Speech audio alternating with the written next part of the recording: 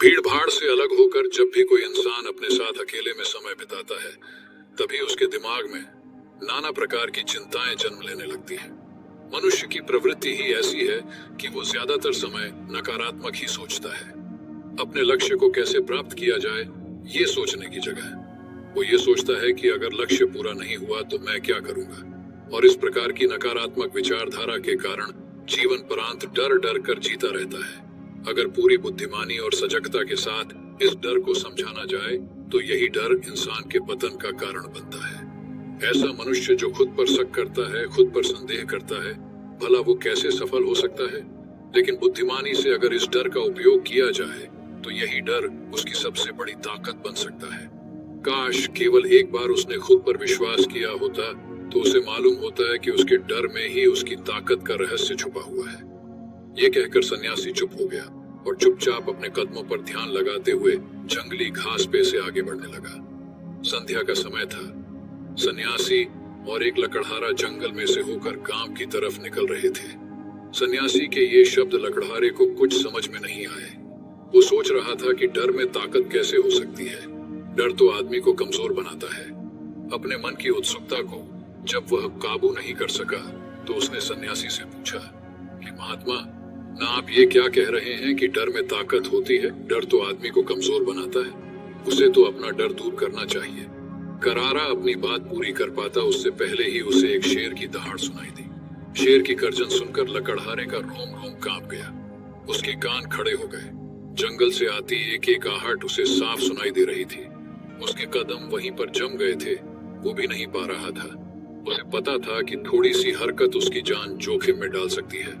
उसका दिल तो तेजी के साथ धड़क रहा था, लेकिन फिर भी वो अपनी सांसों पर काबू पाने का प्रयास कर रहा था। कुछ देर बाद जब खतरा टल गया तब सन्यासी ने कहना शुरू किया। सन्यासी ने कहा कि अभी जब तुम डरे हुए थे तो तुम्हारे शरीर का रोम रोम जाग गया था। जंगल से आ रही छोटी से छोटी आहट पर भी तुम्हारा ध्यान लगा हुआ था। तो इस प्रकार अपने मन के डर के कारण तुम होश में आ पाए, तुम पूरा ध्यान लगा पाए। इससे पहले जब तक तुम्हें शेर की दहाड़ सुनाई नहीं दी थी तब तक तुम अपने विचारों में खोए हुए थे। लेकिन जैसे ही तुम्हें शेर की दहाड़ सुनाई दी वैसे ही तुम्हारे सारे विचार गायब होकर हम वर्तमान में उपस्थित हो गए थे। यदि तुम्हें अभी शेर से बचकर भागना होता या फिर उससे लड़ना होता तो तुम्हें अपने शरीर की वो क्षमता देखने को मिलती जो आज तक जीवन में तुमने खुद भी महसूस नहीं की होगी। जब कोई कुत्ता तुम्हारे पीछे दौड़ता है उस समय तुम्हारी जो रफ्तार होती है वो तुम्हारी आम जिंदगी से कहीं ज्यादा होती है। साधारण जीवन में तुम इतने तेज नहीं दौड़ पाओगे जितना कि एक कुत्ते के सामने दौड़ पाओगे। ये ताकत या कहें कि हमारे शरीर की क्षमता अभी देखने को मिलती है। जब हमारा मन डर में होता है, किसी डरावनी परिस्थिति में, हमारा मस्तिष्क और हमारा शरीर अपने उच्चतम श्रेणी में काम करता है। जो काम तुम आम जिंदगी में नहीं कर पाते वो तुम्हें डरा कर कराया जा सकता है।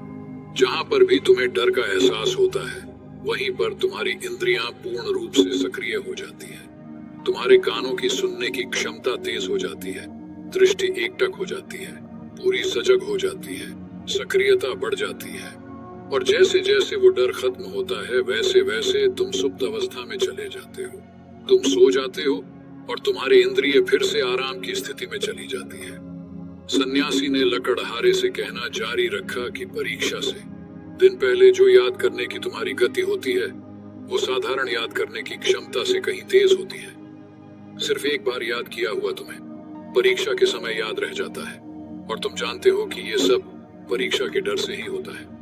इसीलिए डर को दूर करने की जगह इंसान को ये सोचना चाहिए कि वो अपने डर को ताकत कैसे बना सकता है। जिस प्रकार सुख और दुख, प्रकाश और अंधेरा एक ही सिक्के के दो पहलू होते हैं, उसी प्रकार डर और ताकत भी एक ही सिक्के के दो पहलू होते हैं। जिस प्रकार रोशनी के बिना अंधेरा पूर्ण नहीं होता, सुख के बिना दुख पूर्ण नहीं होता, उसी प्रकार डर के बिना ताकत का भी कोई महत्व नहीं है। लकड़हारा सन्यासी के ज्ञान से बहुत प्रभावित हुआ, उनके चरणों में नतमस्तक हो गया और उनसे पूछा कि महात्मा, अंधेरे को तो दिया जलाकर रोशनी से भरा जा सकता है, लेकिन अपने डर को ताकत में कैसे बदले? इसके लिए कोई उपाय बताएं। इस पर सन्यासी ने कहा कि डर दो प्रकार के होते हैं। सबसे पहला मानसिक डर और दूसरा शारीरिक डर। सन्यासी ने लकड़हारे को समझाते हुए कहना शुरू किया कि मान लो तुम्हें जंगल से होकर गुजरना है और अचानक तुम पाते हो कि तुम्हारे मन में शेर का ख्याल आ गया।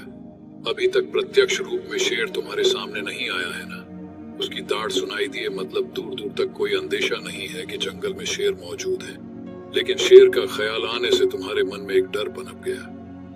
अब तुम्हारा उठने वाला एक एक कदम उसी डर से अभिभूत होगा। हर समय तुम्हारे मन में यही ख्याल चलेगा कि कहीं शेर न जाए। ये शेर वर्तमान में तुम्हारे सामने नहीं है, ये तुम्हारी बहुविषय की कल्पना है। इसी प्रकार जो मनुष्य अतीत और भविष्य की चिंताओं में डूबा रहता है, वो मानसिक डर का शिकार होता चला जाता है। इसी विडंबना के कारण वो अपने जीवन में जीतने भी निर्णय लेता है। वो सारे मानसिक डर से ग्रसित होते हैं, इसीलिए ज्यादातर मनुष्य पूर्ण रूप से अपने निर्णय पर भरोसा नहीं कर पाते हैं, और यही निर्णय या फिर फैसले जो आधे मन से लिए जाते हैं मनुष्य के कार्य को पूरा नहीं होने देते। लेकिन ये भी सत्य है कि मानसिक डर के कारण ही इंसान अपनी तैयारी पूरी करता है। अगर तुम्हारे मन में शेर का ख्याल नहीं आएगा तो तुम शेर से सुरक्षा के लिए कोई भी कदम नहीं उठाओगे, लेकिन अगर तुम्हें शेर का ख्याल आ गया तो तुम उससे सुरक्षा के लिए कोई ना कोई तरीका जरूर अपनाओगे। तो इसीलिए मानसिक डर बेकार नहीं होता, वो आपकी सुरक्षा को और ज्यादा मजबूत भी करता है। लेकिन समस्या तब शुरू होती है जब आप चाह कर भी कुछ नहीं कर सकते, लेकिन उसके बावजूद आप मानसिक डर झेल रहे होते हो।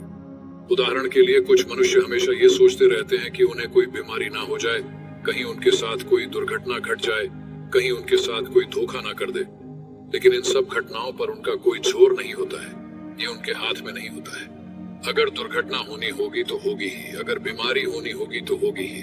अच्छा खान पान और अच्छी दिनचर्या का पालन करने के बाद भी अगर कोई मनुष्य बीमार हो जाता है तो ये उसके नियंत्रण के परे की बात है। अपनी तरफ से उसने पूरी कोशिश की और यही उसका कर्तव्य था। उसमें कोई कुछ क्या कर सकता है। जो घटनाएं इंसान की पहुंच के परे होती है वो उनसे भी परेशान होता रहता है, उनसे भी उसका मन घबराता रहता है, और यही मानसिक डर उसके पतन का कारण बनता है। और यही मानसिक डर अगर सही तरीके से इस्तेमाल किया जाए तो मनुष्य समझदार और अनुभवी कहलाएगा। जो इंसान ये सोचता है कि कांटे सिर्फ दर्द देने के लिए ही बने हैं, वो ये भूल जाता है कि कांटे ही फूलों की रक्षा करते हैं।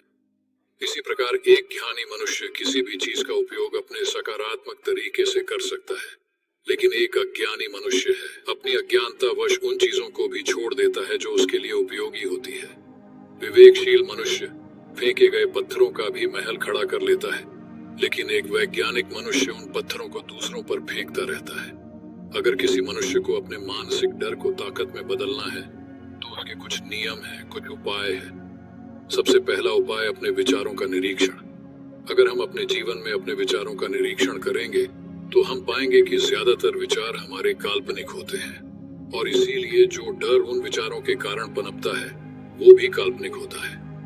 ज्यादा सोचने वाले लोगों को जब सोचने के लिए कुछ नहीं मिलता तो वो निरर्थक बातों के बारे में सोचने लगते हैं, और वो बेकार के विचार उसे तो परेशान करते ही हैं, साथ के साथ उसके परिजनों को, उसके सगे संबंधियों को भी परेशान करते हैं। इसीलिए ज्यादा सोचने वाले लोगों को यह समझना चाहिए कि मन में उठ रहे तमाम विचारों में से काम के विचार कौन से हैं और बेकार के विचार कौन से हैं। जो निरर्थक विचार हो उन्हें दूर करते जाओ, और जो सार्थक विचार हो उनको गहराई से सोचना शुरू करो। तभी तुम्हारी समस्याओं के, तुम्हारी उलझनों के उपाय निकलेंगे। मानसिक डर को दूर करने का दूसरा उपाय है उसका सामना करना। इसका मतलब यह नहीं है कि तुम शेर के सामने जाकर खड़े हो जाओ, बल्कि इसका मतलब यह है कि पूर्ण सुरक्षा के साथ तुम जंगल में जा रहे हो। यदि जंगल में जाना बहुत आवश्यक है तो तुम शेर के डर से अपने घर पर नहीं बैठ सकते हो। इसी प्रकार मनुष्य के जीवन में बहुत सारे डर होते हैं, जैसे कि परीक्षा का डर, लक्ष्य न पाने का डर, बोलने का डर, सच के पता लग जाने का डर, अपनों को खो देने का डर, दुर्घटना हो जाने का डर। लेकिन जैसे जैसे समय के साथ इन डरों का सामना किया जाता है वैसे वैसे ये डर जीवन से दूर होते चले जाते हैं। अगर तुम इनसे बचने का प्रयास करते हो तो ये जीवन भर तुम्हें सताते रहेंगे। ये तभी दूर हो सकते हैं जब तुम इनका सामना करो। कुछ लोगों को तो दूसरों के सामने खुलकर बात करने में भी डर लगता है। ऐसे लोगों को अनजान लोगों से बात करनी चाहिए। जितना ही वो लोगों से बात करेंगे उतना ही उनके मन का डर दूर होता जाएगा। मानसिक डर को ताकत में बदलने का तीसरा उपाय है अपने डर को स्वीकार करना। बहुत से लोग अपने जीवन में अपने डर को स्वीकार ही नहीं कर पाते। अगर आपको किसी चीज से डर लगता है तो किसी से शर्माने की या झिझकने की जरूरत नहीं है। हर मनुष्य को, हर इंसान को किसी न किसी चीज से डर लगता ही है, और आप पाएंगे कि जैसे ही आप अपने डर को स्वीकार करते हैं वैसे ही आपका डर खत्म होना शुरू हो जाता है। और जितना ही आप अपने डर को छुपाने की कोशिश करेंगे आपका डर उतना ही मजबूत होता चला जाता है। ये सारे तरीके तुम्हारे मानसिक डर को दूर कर सकते हैं, लेकिन शारीरिक डर को दूर करने के लिए तुम्हें दूसरे तरीके अपनाने होंगे। सबसे पहले ये समझो कि शारीरिक डर कौन सा होता है। मान लो तुम किसी जंगल से गुजर रहे हो और अचानक तुम्हारे सामने शेर आ जाता है। तुमने पहले नहीं सोचा था कि शेर तुम्हारे सामने आ सकता है, लेकिन जब वो तुम्हारे सामने आता है तो तुम्हारी सारी शारीरिक गतिविधि या शिथिल हो जाती है। तुम्हारी सांसें अटक जाती हैं, मस्तिष्क काम करना बंद कर देता है और तुम्हारा दिल तेजी के साथ धड़कने लगता है। तो इसीलिए जब बिन सोची बात हमारे साथ घटित होती है तो हमारा शरीर उस डर को महसूस कर पाता है, और वही शारीरिक डर कहलाता है। ऐसे समय में शारीरिक डर को दूर करने के कुछ उपाय है, कुछ तरीके हैं। सबसे पहला उपाय तो यही है कि अपने ऊपर संयम रखें। जब किसी मनुष्य के साथ बिन सोची बात घटती है तो सबसे पहले उसका संयम टूट जाता है, और संयम टूटने के साथ उसका मस्तिष्क काम करना बंद कर देता है, और इसी वजह से सोचने और समझने की प्रक्रिया भी रुक जाती है, क्योंकि हमारा शरीर उसी प्रकार कार्य करेगा। इस प्रकार हमारा मस्तिष्क उसे निर्देश देगा। अगर मस्तिष्क की सोचने समझने की शक्ति खत्म हो गई तो हमारा शरीर भी शिथिल हो जाता है। तो इसीलिए अगर कठिन समय में मनुष्य अपने ऊपर संयम रखता है तो उसका मस्तिष्क सही तरीके से काम करता है और वो सही निर्णय लेकर उस परिस्थिति से तत्काल बाहर आ सकता है।